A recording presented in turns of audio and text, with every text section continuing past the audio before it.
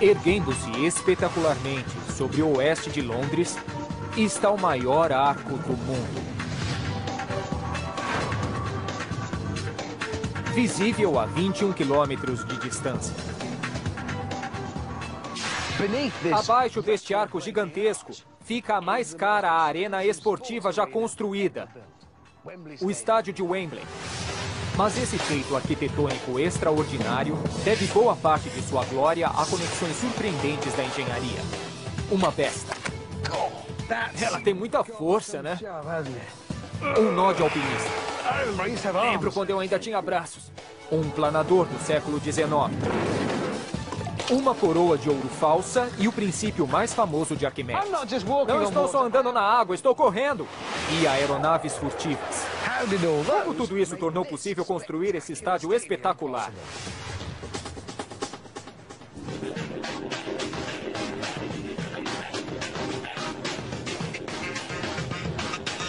Conexões da Engenharia. Estádio de Wembley.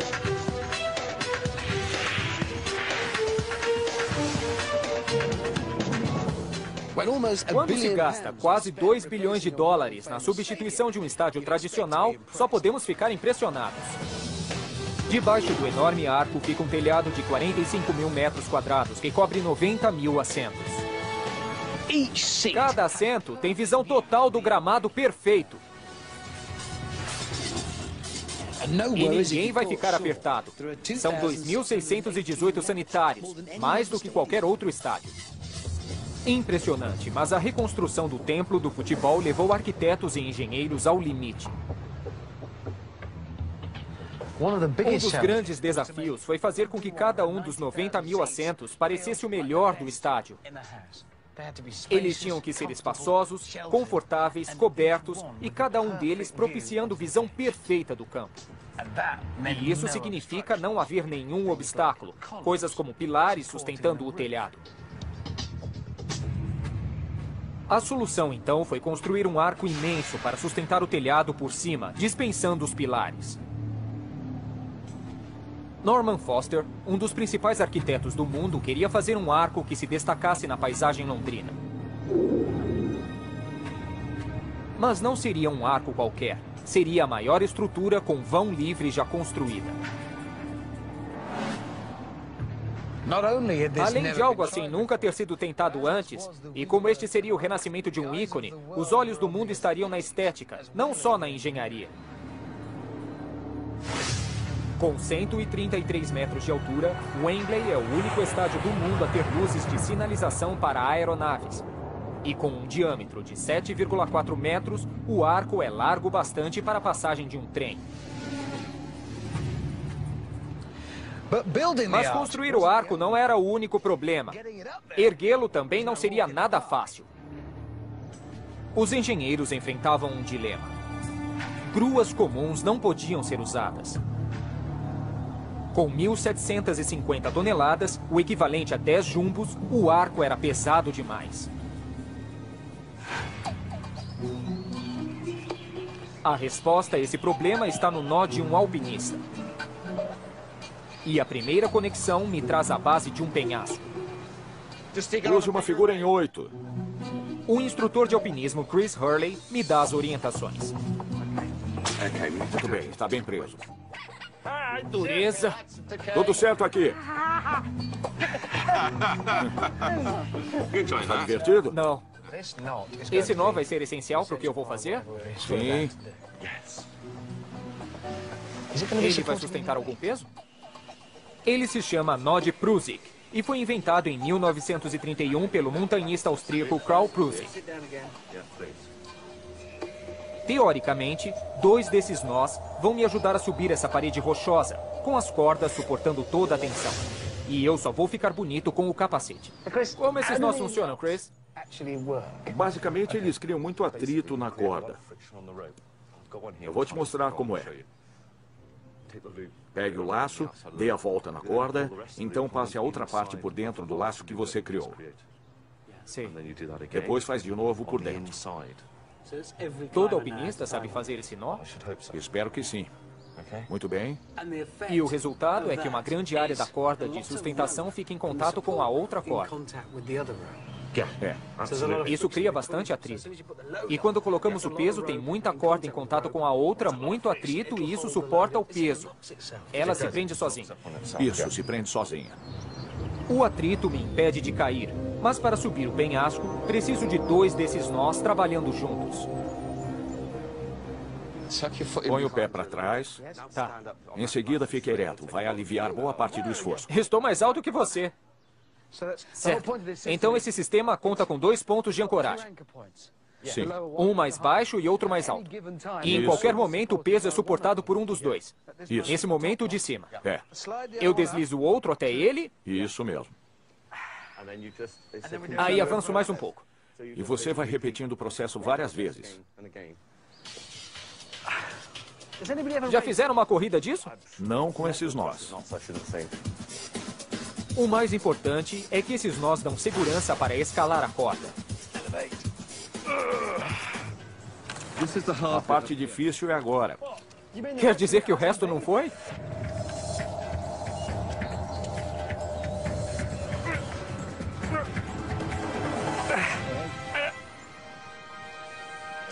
Deu para perceber. O sistema é brilhante em sua simplicidade. 2 pontos avançando lentamente pela corda. Mas uma coisa eu não posso negar. Mesmo sendo eu na ponta da corda, é muito trabalho. Não a parte do atrito, isso é fácil, mas o avanço, um pouquinho de cada vez. Um nó está sempre travado, enquanto o outro desliza para cima. E esse foi o princípio fundamental usado pelos engenheiros de Wembley para erguer o arco. Era preciso garantir que ele não cairia quando fosse erguido. Cabos de aço foram presos a ele, que estava deitado no chão. No entanto, seria necessário algo mais forte do que nós de cordas para erguê-lo a 112 graus. Então entra em cena o equivalente da engenharia do nó de Prusik e uma grande fonte de energia fazendo o trabalho das minhas pernas.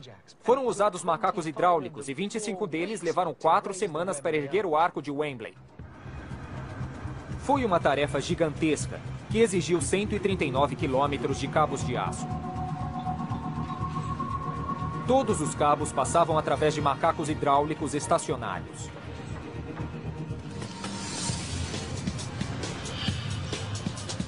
Dentro dos macacos, âncoras de metal trabalham em pares, da mesma forma que os nós de Prusik. Uma permanece fixa, enquanto a outra é movida por um pistão. Quando o pistão se move, a âncora agarra o cabo e o puxa para cima. Em seguida, o pistão volta para trás com a âncora, enquanto a âncora fixa agarra o cabo e suporta o peso.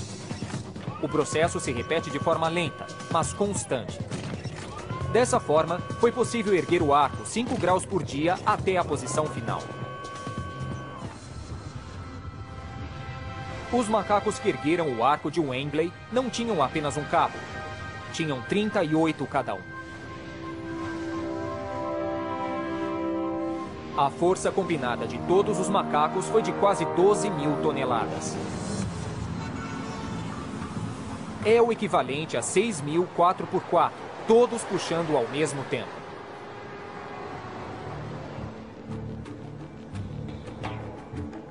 Este enorme feito da engenharia só foi possível por causa de um princípio usado em um nó de alpinismo. Mas erguer o arco era só metade da história. Ainda era preciso fazer o telhado. O desafio seguinte era como ligar um enorme arco com um telhado maior ainda. Os projetistas foram então buscar a resposta no céu. Os arquitetos de Wembley queriam que o arco suportasse o máximo possível dos 45.000 metros quadrados do telhado. Se os engenheiros não fizessem a coisa certa, a coisa toda desabaria sobre o estádio abaixo. Não era só a cobertura de 7.000 toneladas que precisava ser suportada. Era preciso também sustentar as 1.750 toneladas do próprio arco, que se destacava sobre Londres. O arco teria que sustentar o telhado, mas era preciso impedir que ele cedesse com o peso. Os construtores buscaram inspiração nos primeiros aviadores. Embora os irmãos Wright tenham colocado a primeira aeronave motorizada nos céus da América em 1903, a ligação de Wembley com a aviação é muito mais antiga. Remonta a quase 100 anos antes, quando um inventor inglês chamado George Cayley já testava modelos de planadores. Os projetos pioneiros de Cayley, como esta réplica moderna, influenciariam todas as futuras máquinas voadoras. E seu planador ajudaria o arco de Wembley a sustentar o telhado. Cayley foi o primeiro a dominar técnicas aerodinâmicas. Ele acreditava que podia pôr alguém no ar em segurança. O problema era trazê-lo de volta à Terra. Ele sabia que se alguém fosse voar em seu planador, era preciso pousar em segurança. E para isso, ele precisava de uma forte base rolante. E esse era o maior problema. A única coisa disponível na época eram rodas de madeira.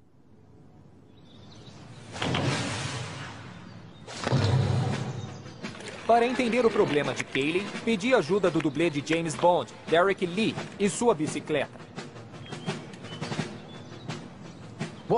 Vamos fazer uma experiência para mostrar a dificuldade de Cayley. Temos uma bicicleta, mas trocamos a roda da frente por uma feita de madeira. O problema com as rodas de madeira, no caso do planador, é que elas eram pesadas. Tentar fazer a coisa voar era muito difícil. Já posso sentir isso e vai afetar o seu voo. Vejam que o que eu acabei de dizer foi voo. Porque eu não sei se podem notar, mas estamos em uma rampa. Vai tentar saltar com a bicicleta. Vou saltar. Não muito longe, mas vou tentar saltar.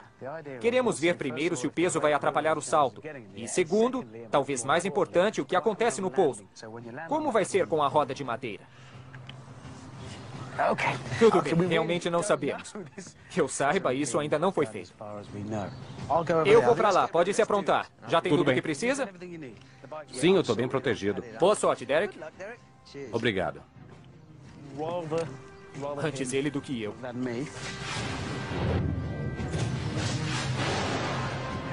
Lá vem ele. Está no meio do caminho. Vamos subir a rampa.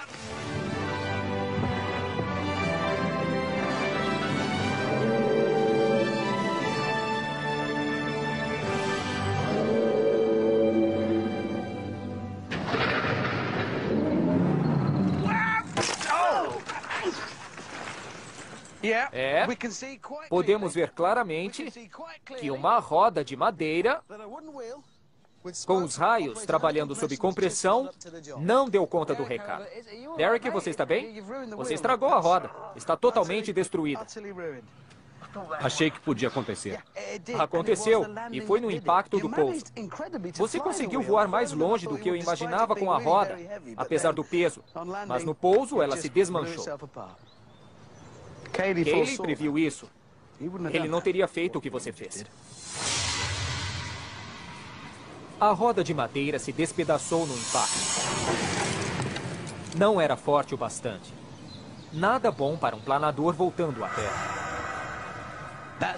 Foi então que entrou em cena outra grande invenção de Cayley, a roda. Não a roda em si, é óbvio, mas em 1808 ele criou uma nova roda revolucionária. Pode parecer uma roda de bicicleta. Isso porque a invenção de Cayley se tornou a roda de bicicleta que conhecemos hoje. Sua ideia revolucionou o pensamento da época.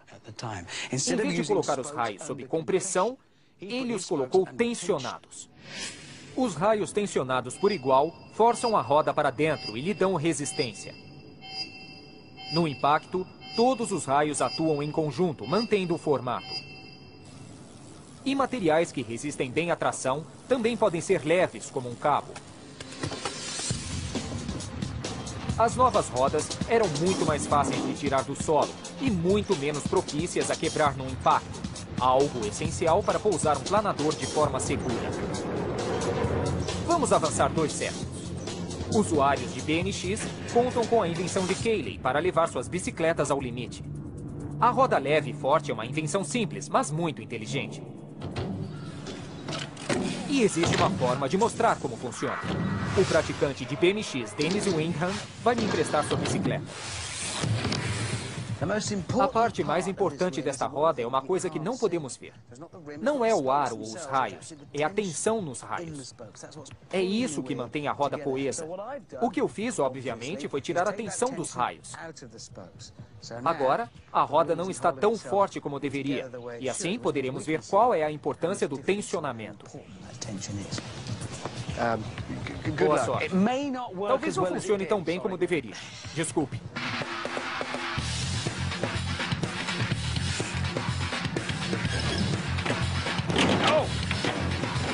É.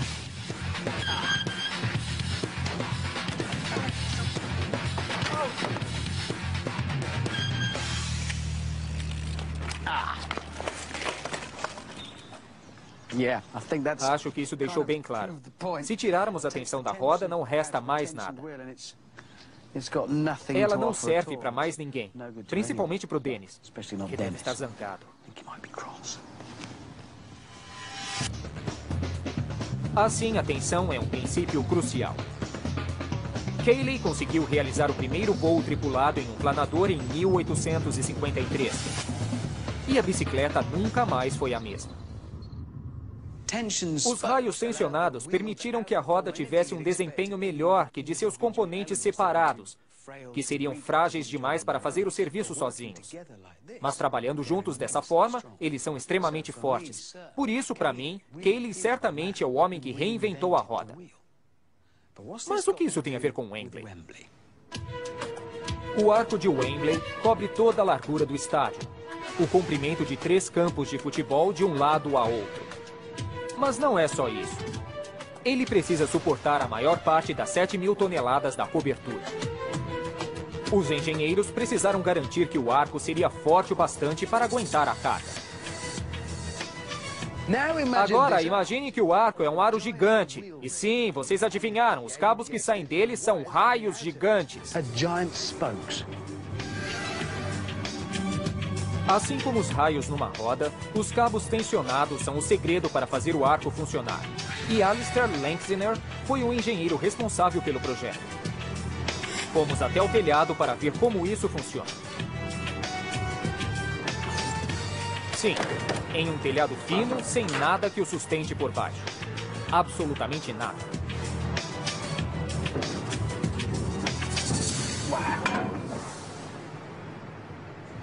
Qual a espessura disso? É o alumínio de 1,2 milímetros. 1,2? Isso. Não dava para usar nada mais fino? O telhado flexiona. Aqui estamos. Este é o cabo que, olhando de fora do estádio, parece um fio. É enorme. É um grande cabo. Na verdade, faz parte da estrutura que sustenta todo o telhado. Bom, toda a estrutura lá de baixo parece delicada e fina, mas finalmente podemos vê-la de perto. Como é que isso funciona?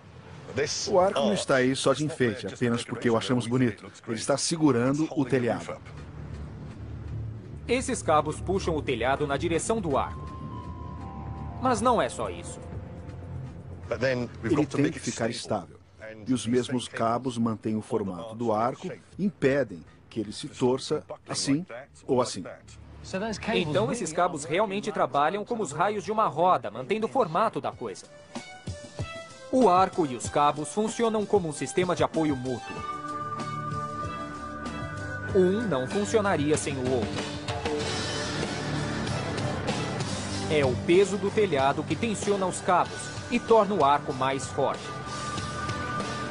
6 quilômetros de cabos impedem que esse enorme arco desabe completamente. E graças a eles, os 45.000 metros quadrados de cobertura não precisam de nenhum pilar de sustentação. Visão perfeita de todos os assentos. Ótimo para os torcedores e tudo graças ao planador de Cayley. Mas isso também criou um problema. Uma grande cobertura seria ruim para o gramado. O telhado de Wembley protege 90.000 espectadores da chuva. É mais do que qualquer outro estádio do mundo. Mas o que é bom para a torcida nem sempre é bom para o jogo. O foco de qualquer estádio de futebol, claro, é o campo, o gramado. Uma grama de boa qualidade requer água, ventilação e luz do sol. Muita luz do sol. Mas no estádio fechado, isso não é nada fácil. Para atender às exigências da UEFA, o Wembley precisava manter seu gramado nas melhores condições. Assim, a área acima do gramado foi mantida aberta para o céu. Mas a grama precisa da maior quantidade possível de luz solar direta, e isso significa nada de sombras. A solução foi a retração do telhado no lado sul. Mas esse telhado é composto de 7 painéis gigantescos, totalizando mais de 12 mil metros quadrados. É o suficiente para cobrir a Catedral de St. Paul. A criação de um telhado retrátil não seria fácil. Havia 3 grandes problemas: o peso do telhado, o efeito do vento e a necessidade de posicionar com precisão cada uma das 7 seções, toda vez que ele fosse fechado. Como fazer isso? Os engenheiros recorreram a uma invenção que ajudava arqueiros medievais. Esta conexão me leva à Idade Média, quando a defesa do castelo era uma ocupação primordial e os arqueiros nas muralhas eram a linha de frente. O domínio do arco longo exigia anos de treinamento. Os comandantes precisavam de um arco que fosse mais fácil de usar, mas igualmente potente. Eles escolheram a besta. Ela podia ser disparada depois de um rápido treinamento e podia ficar engatilhada, dando ao arqueiro mais tempo para apontar, além de poder disparar imediatamente se necessário. E no início, os arqueiros precisavam de menos força na parte superior do corpo. É a arma ideal para mim. Mas as primeiras bestas precisavam ser mais potentes. O arqueiro Steve Hawkes treina astros de Hollywood, e ele vai me mostrar como um dispositivo simples tornou a besta uma arma temível. Steve, não vamos fazer salada de frutas, não é? Não. O que vamos fazer? Vamos ver uma linha do tempo de bestas para ver como a potência se desenvolveu. Primeiro vou usar a besta simples, que assim como eu, precisa de uma ajudinha. Segure a corda dos 2 lados. Sei. Puxe até o pino até o fim. Isso é bem difícil. Apoie no ombro, afaste os dedos enquanto carrego. Tudo bem, acho que é uma boa ideia. Muito bem. Tudo pronto? Aponte bem. Vou disparar. Eu errei feio. Não foi só eu. O vento forte tirou a flecha da direção. Para acertar as melancias, preciso de um jeito de extrair maior potência da arma. Isso significa que devo puxar o arco de outra forma, a exemplo dos arqueiros medievais. Para aumentar a força, vamos à arma seguinte, que é uma besta mais potente, que não dá para puxar com a mão. Tente puxar a corda usando só a sua força. Bom, para isso, preciso puxar o equivalente a um peso de 160 quilos. É como erguer mais de 3 sacos de cimento de uma só vez. Obviamente, eu não consigo puxar isso aqui. Você precisa disso aqui. Um moedor de café? Não, um cranequim. Então é uma máquina separada? Sim, foi a primeira vez que se teve uma vantagem mecânica com o uso de uma engrenagem. Basta girar a manivela. Lembra como era difícil? Impossível. Mas agora eu consigo fazer com um dedo. Exatamente. Com isso, eu posso puxar um arco imensamente forte. Então, quando eu giro a manivela, ela gira uma engrenagem. Gira uma engrenagem que gira outra maior aqui dentro. Pela primeira vez, havia uma máquina capaz de armazenar mais energia dentro da besta. Vamos soltar. Quando isso foi inventado, permitiu a criação de bestas poderosas. Com muita energia armazenada. Pronta para ser usada quando eu quiser. Posso disparar essa aqui também? Pode, mas ela tem um recuo. Quer uma luva? Quero. Para usar nessa mão aqui, ó. Ganhei um kit. Ótimo, eu estou morrendo de medo dessa coisa, porque quando está armada tem muita energia armazenada. Muito bem. Quando quiser. Lá vai.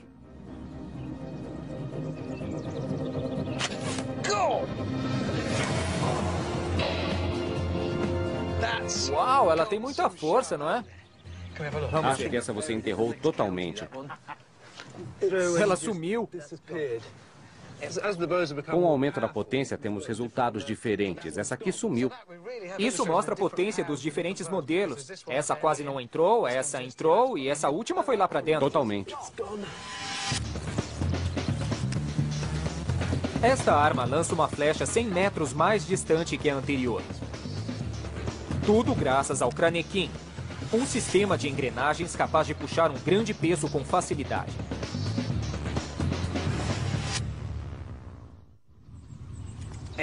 Funcionou. É um modo eficiente de usar uma engrenagem.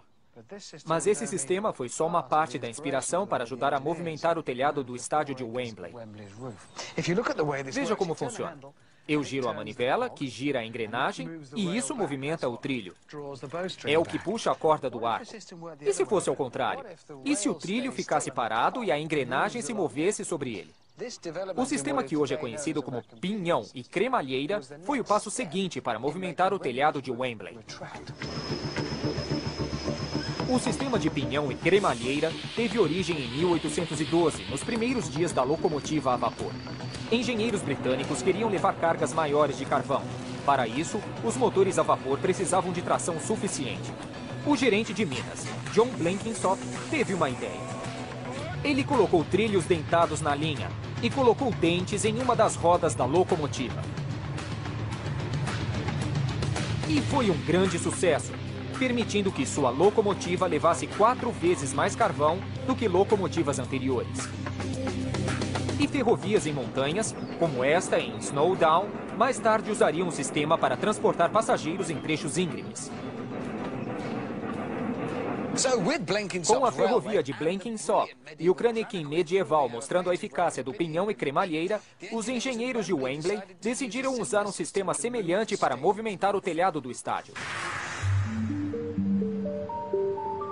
Eu queria ver isso de perto, mas teria de subir novamente 52 metros acima do campo. Os 16 mil metros do telhado estão abertos no momento. Harry Munro, gerente técnico de Wembley, me leva entre os painéis empilhados. Tudo aqui é enorme. Somente este painel pesa 330 toneladas, o equivalente a 2 aviões jumbo, e cobre toda a extensão do gramado. A movimentação é feita por um sistema de pinhão e cremalheira. Eu vim ver como funciona. Essa é a central de comando. Esse é o painel de controle? Isso mesmo. Eu esperava milhões de botões, mas na verdade ele só faz 2 coisas. Podemos fechar? Sim, é só apertar o botão. Posso fazer? Pode fazer. Vai me deixar dirigir? Pode dirigir desta vez. Fechar o telhado. É só apertar uma vez e vou fechar a cobertura do estádio de Wembley. Isso é bom sinal?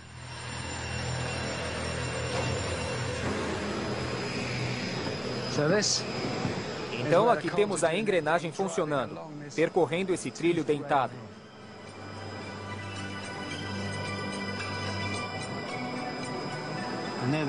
E os motores principais ficam ali. São 3 deste lado e 3 daquele lado.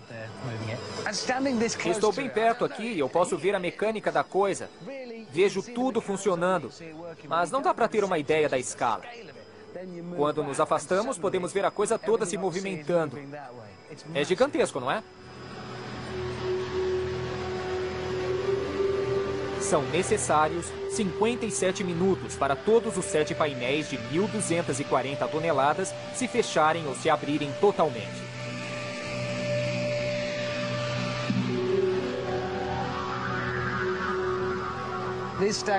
É impressionante imaginar que uma coisa tão enorme como essa pode estar ligada àquele mecanismo criado quando um homem decidiu usar uma engrenagem denteada e um trilho para puxar a corda de uma besta. E o sistema fecha a cobertura com uma precisão de milímetros.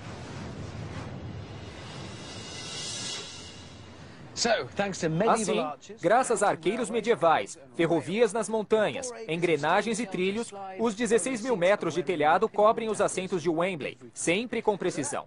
Com isso, 90 mil torcedores podem continuar secos e o gramado pode receber a maior quantidade de luz solar possível. Mas para deixar os torcedores felizes, os engenheiros teriam outro desafio. A acústica.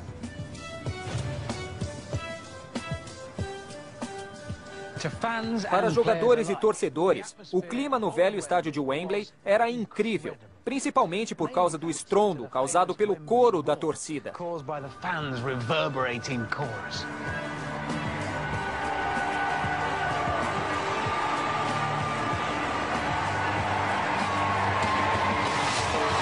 O estrondo de Wembley era provocado pelos gritos refletidos em superfícies planas no interior do estádio. Os projetistas do novo estádio queriam recriar esse ambiente. Para isso, era preciso manter os ecos de Wembley. Vou investigar esse efeito em uma superfície plana bem grande. A face de um penhasco. Todos sabemos o que é um eco. É o som refletindo em uma superfície. Aqui está um exemplo.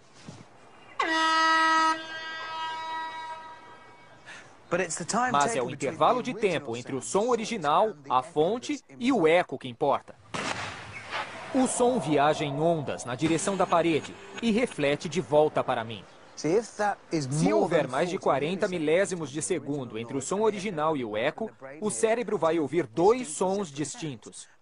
Mas se o intervalo for menor, o cérebro vai ouvir somente um som e achar que é a mesma coisa. Então, vou ouvir exatamente o mesmo som desta buzina. Aí está. E o mesmo com a arma. Mas esses são sons simples e únicos. Quando muitos sons se refletem em diversas superfícies, eles se unem, formando um grande ruído. E é assim que se forma o famoso estrondo de Wembley. Mas, historicamente, Wembley não é só um estádio de futebol. Também é palco de shows e já recebeu alguns dos maiores eventos musicais do mundo. Um dos mais famosos foi o Live Aid, que lotou o velho Wembley em 1985. Mas, infelizmente, para alguns dos fãs que pagaram caro para ver seus artistas preferidos, partes do velho estádio tinham um lado ruim, acusticamente falando.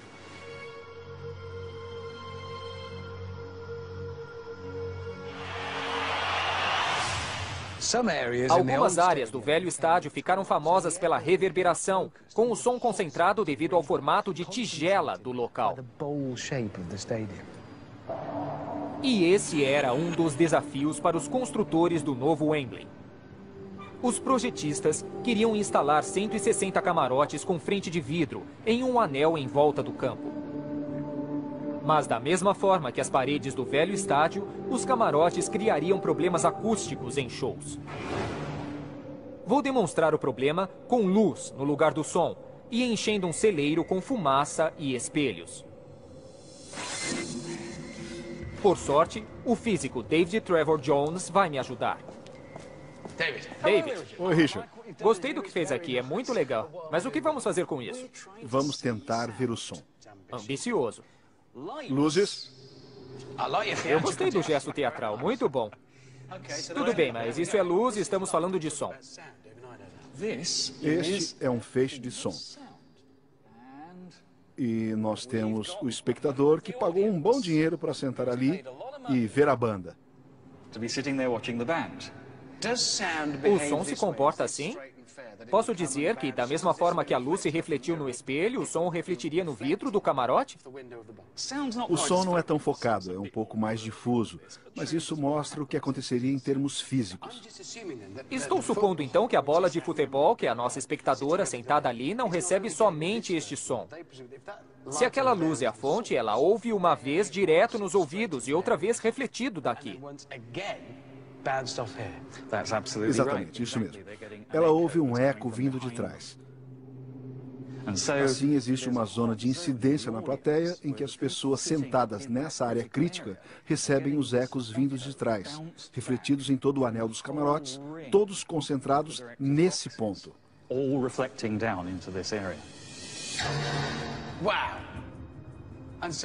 Então, qualquer um nessa área, e só temos 7, imagine só todos os vidros, As pessoas vão ouvir ecos diferentes, em tempos diferentes, viajando distâncias diferentes. Vai ser uma confusão. Vai ser o som mais horrível já ouvido, uma cacofonia.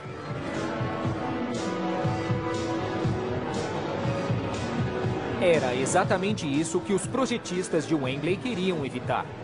A solução os levou até a tecnologia furtiva. Os engenheiros tinham uma tarefa difícil: manter uma reverberação suficiente para garantir o famoso estrondo de Wembley, mas eliminar as irritantes zonas de incidência. Existe uma solução, e os militares a usam para fazer coisas desaparecerem. A conexão com os militares remonta à época da Guerra Fria. Em 1981, esta aeronave ultra-secreta voou pela primeira vez. É o F-117 Nighthawk, um dos primeiros modelos de aeronave furtiva. A Força Aérea Americana projetou este avião incomum para evitar a detecção por radar. O radar funciona emitindo e recebendo ondas eletromagnéticas. As ondas do som e do radar se comportam da mesma forma que a luz. Elas refletem nas superfícies no mesmo ângulo em que chegam. Normalmente, as ondas do radar retornam, criando um eco, e isso revela a posição de um avião. Mas e se mudarmos os ângulos das superfícies do avião? Agora, as ondas do radar refletem em direções diferentes, e o sinal original se dispersa. Nenhum sinal coerente retorna. E foi dessa forma que o F-117 Nighthawk se tornou invisível aos receptores de radar. Aplicando os mesmos princípios em Wembley, os projetistas puderam resolver o problema dos ecos irritantes. Mais uma vez, vamos ver como isso funciona com um feixe de luz. David, um desafio. Com essa montagem, você mostrou o problema. Pode usar os mesmos recursos para mostrar a solução? Com certeza, é muito simples. Basta inclinar levemente o vidro frontal dos camarotes.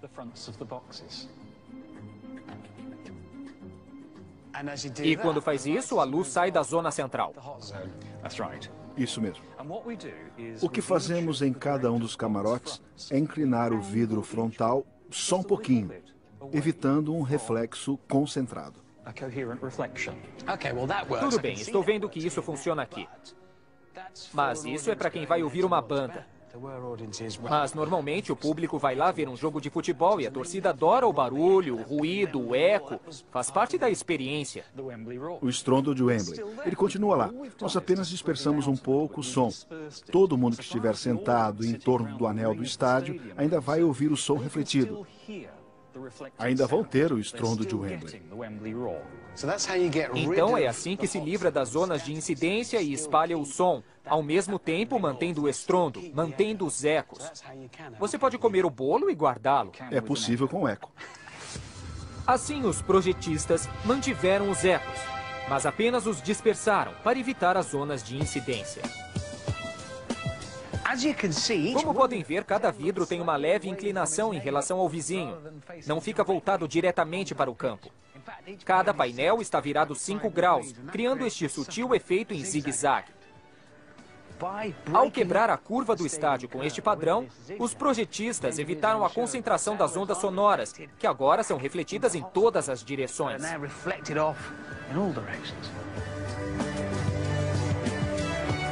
Agora, a acústica para os shows é do século XXI, mas o estrondo de Wembley continua do jeito que a torcida gosta.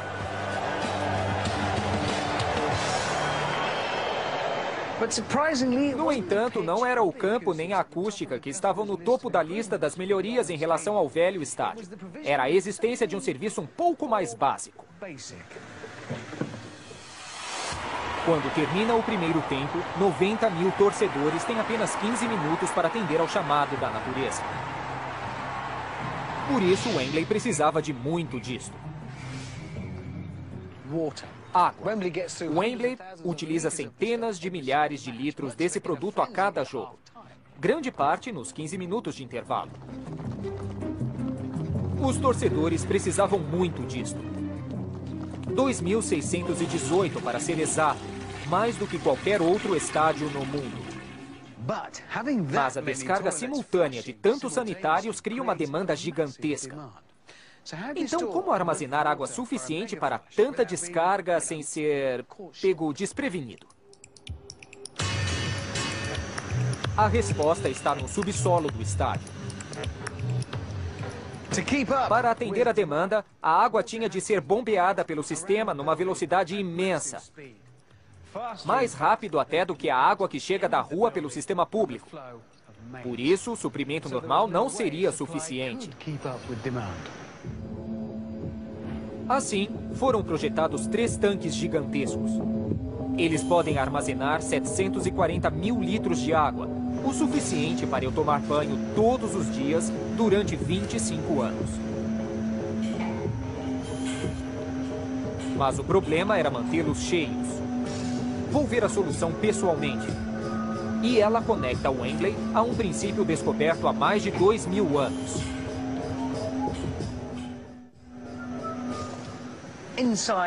Dentro deste tanque gigantesco tem uma boia enorme. É parecida com a que tem na sua caixa d'água, só que muito maior.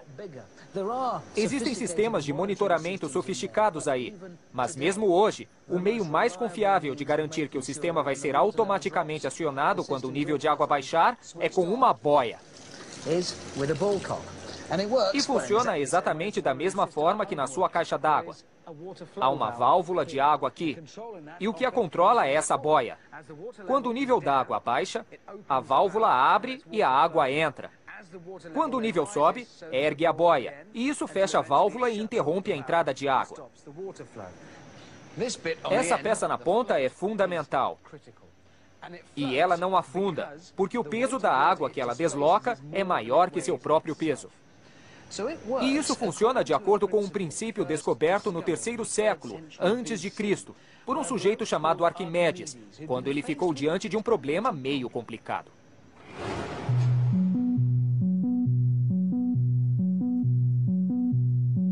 O rei da época queria saber se a nova coroa era feita de ouro puro.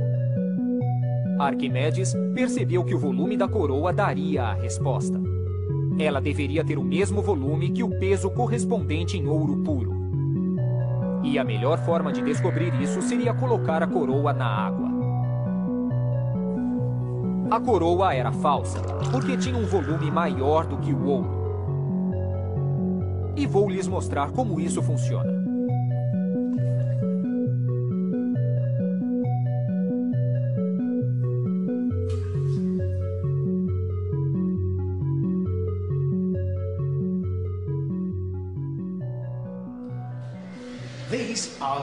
Aqui temos pesos de academia, e somados, eles têm exatamente o mesmo peso que meu corpo. Ali tem uma banheira cheia d'água.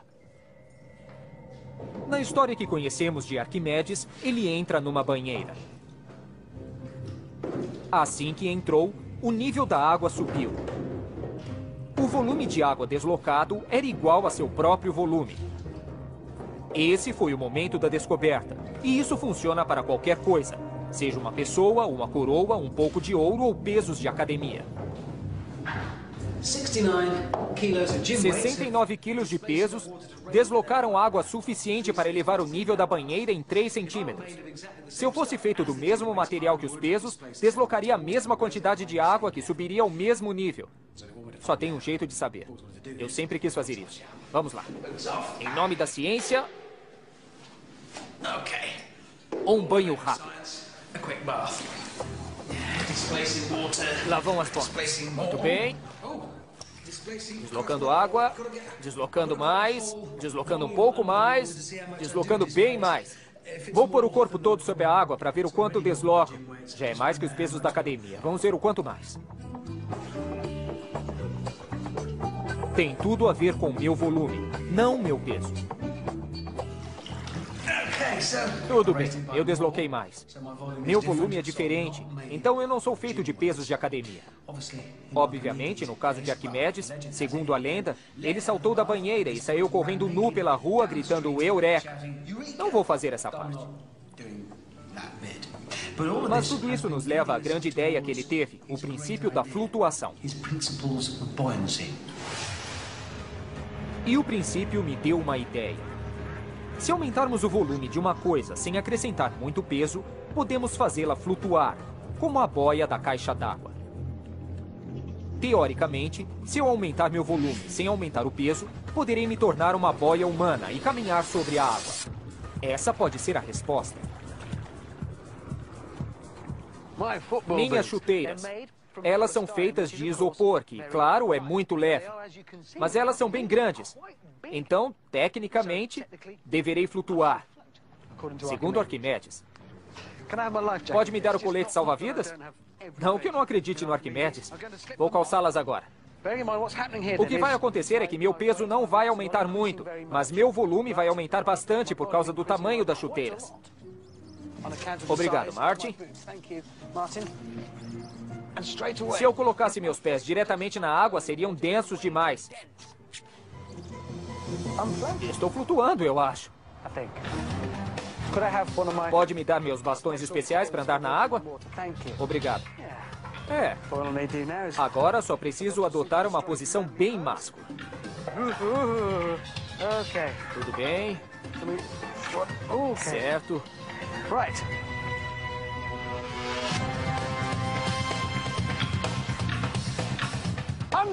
Não estou só andando na água, eu estou correndo. Um homem na água. Isso é muito legal. Ainda estou flutuando. Incrível. E tudo se deve a Arquimedes, cujo princípio também mantém todos os 2.618 sanitários de Wembley com água para descarga. Graças ao nó de alpinista, uma besta, tecnologia furtiva, uma coroa que não era legítima e uma ideia brilhante de Arquimedes, estou a caminho de Wembley. Quando digo que estou a caminho, eu posso estar enganado. Meu senso de direção ainda não é bom. Versão Marshmallow São Paulo.